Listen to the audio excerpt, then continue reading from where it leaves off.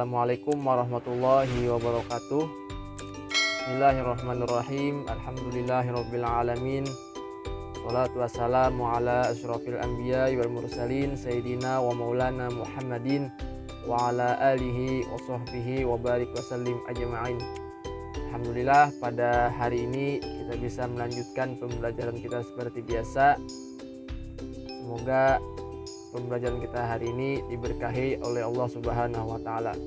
Kemudian sholawat serta salam tak lupa pula kita haturkan kehadiran junjungan kita baginda Nabi besar Muhammad sallallahu alaihi wasallam beserta kerabat, sahabat dan kita yang mengikuti langkah jejak beliau hingga yaumil qiyamah. Baiklah, sebelum kita memulai pembelajaran pada hari ini, alangkah baiknya kita berdoa terlebih dahulu. Marilah kita sama-sama mengucapkan basmalah. Bismillahirrahmanirrahim. Semoga dengan pembacaan doa tadi, pembelajaran kita pada hari ini diberkahi oleh Allah Subhanahu wa taala dan diberikan ilmu yang bermanfaat. Amin ya rabbal alamin. Baiklah, kita masuk ke pembahasan yang pertama, yaitu pentingnya hormat dan patuh kepada orang tua. Sebagai muslim yang baik, tentunya kita memiliki kewajiban untuk berbakti kepada orang tua, baik itu ayah maupun ibu. Karena di dalam Al-Quran, Allah Subhanahu wa taala tidak hanya memerintahkan kita untuk beribadah, akan tetapi ada juga perintah Allah untuk berbakti kepada kedua orang tua. Sebagaimana sudah tercantum dalam Al-Quran surah Al-Isra ayat 23 sampai 24 yang berbunyi,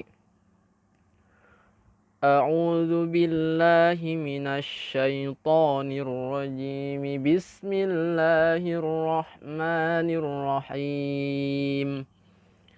Wa qadha rabbuka alla ta'budu illa iyyahu wa bil walidaini ihsana. Imma yablughanna 'indaka al-kibara ahaduhuma aw kilahuma fala taqul lahumā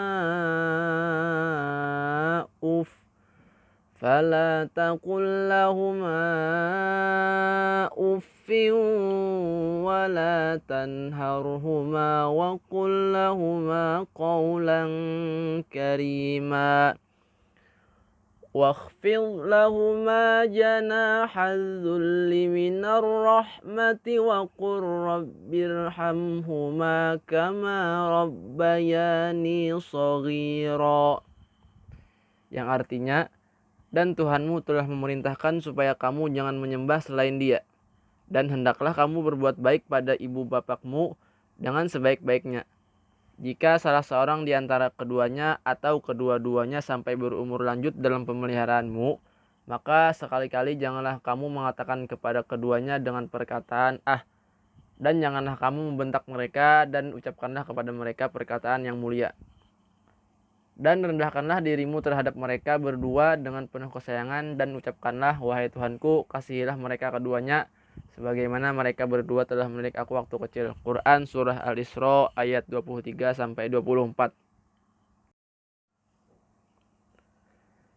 Di samping lain, ada sebuah hadis dari Abdullah radhiyallahu an bahwasanya Rasulullah shallallahu alaihi wasallam pernah bersabda yang berbunyi, Sa'atun Nabiyyu sallallahu alaihi wasallam ayyun amali ahabbu ilallahi qala as-salatu ala waqtiha qala summa ayyun qala summa birrul walidain qala summa ayyun qala al-jihadu fi sabilillah, yang artinya, aku bertanya pada Rasulullah sallallahu alaihi wasallam, amal apakah yang paling dicintai oleh Allah azza wa jalla?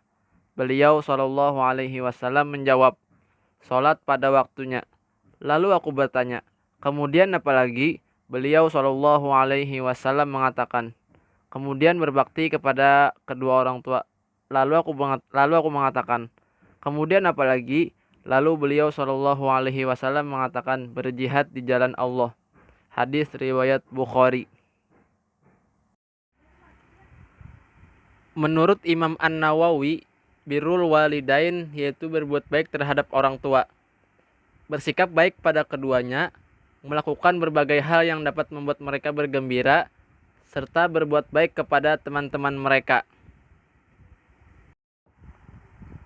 Sedangkan menurut Imam Az-Zahabi, birrul walidain atau bakti kepada orang tua dapat direalisasikan dengan memenuhi 3 bentuk kewajiban, yaitu yang pertama, mentaati segala perintah orang tua kecuali dalam hal maksiat. Yang kedua, menjaga amanah harta yang dititipkan orang tua atau diberikan oleh orang tua. Dan yang ketiga, membantu atau menolong orang tua bila mereka membutuhkannya. Berikutnya, bagaimana cara berbakti kepada kedua orang tua? Yang pertama, melaksanakan nasihat dan perintah yang baik dari keduanya. Yang kedua, merawat dengan penuh keikhlasan dan kesabaran, apalagi jika keduanya sudah tua dan pikun. Yang ketiga, merendahkan diri, kasih sayang, berkata halus dan sopan, serta mendoakan keduanya. Yang keempat, rela berkorban untuk orang tuanya. Yang kelima, meminta kerelaan orang tua ketika akan berbuat sesuatu. Dan yang terakhir, berbuat baik kepada orang tua walaupun ia berbuat aniaya. Bagaimana kalau misalkan orang tua kita sudah meninggal dunia?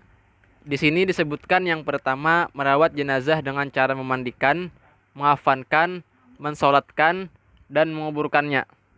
Yang kedua, melaksanakan wasiat dan menyelesaikan hak Adam atau utang dan perjanjian yang ditinggalkannya. Yang ketiga, melanjutkan cita-cita luhur yang dirintisnya atau menepati janji keduanya. Yang keempat, mendoakan dan memintakan ampun kepada Allah Subhanahu wa taala dari segala dosanya. Dan yang kelima, menyambung tali silaturahmi kepada kerabat dan teman-teman dekatnya. Kemudian yang selanjutnya, hikmah berbakti kepada orang tua. Yang pertama, berbakti kepada kedua orang itu merupakan amal yang paling utama. Kemudian, berbakti kepada kedua orang tua dapat menghilangkan kesulitan yang sedang dialami. Selanjutnya, berbakti kepada kedua orang tua dapat menjadikan kita dimasukkan ke surga Allah Subhanahu wa taala. Selanjutnya, apabila orang tua kita ridho atas apa yang kita perbuat, maka Allah Subhanahu wa taala pun ridho. Dan yang terakhir, berbakti kepada kedua orang tua akan diluaskan rezeki dan dipanjangkan umur. Baiklah anak-anak, selanjutnya kita masuk ke pembahasan yang kedua, yaitu pentingnya hormat dan patuh kepada guru. Guru adalah orang yang mengajarkan kita, mendidik kita dengan berbagai macam ilmu pengetahuan.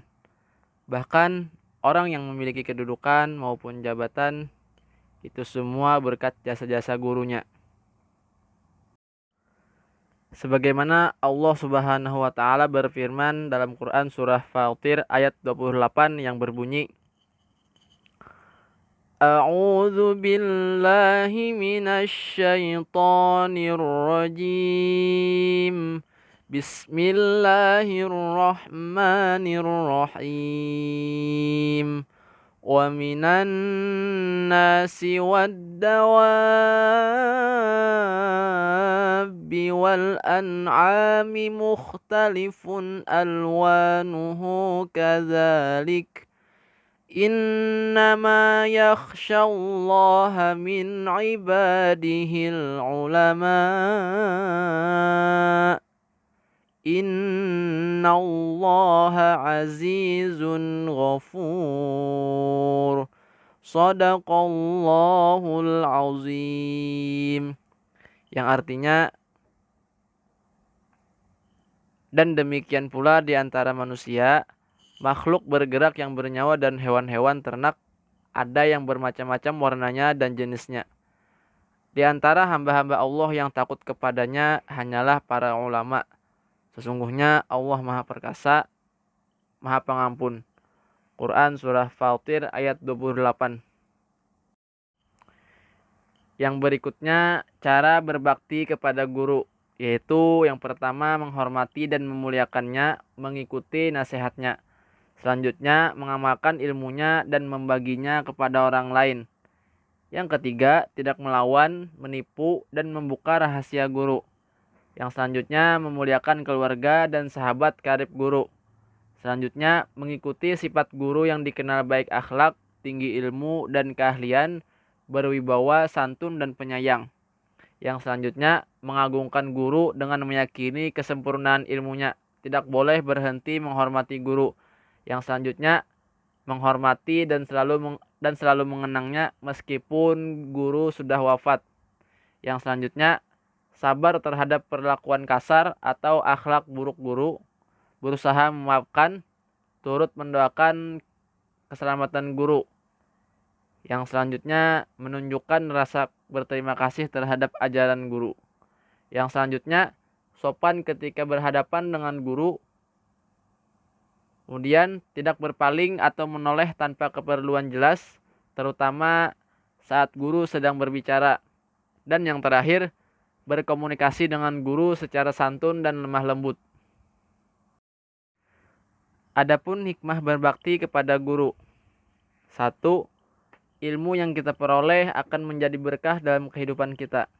Yang kedua, akan lebih mudah menerima pelajaran yang disampaikannya. Yang ketiga, ilmu yang diperoleh dari guru akan menjadi manfaat bagi orang lain.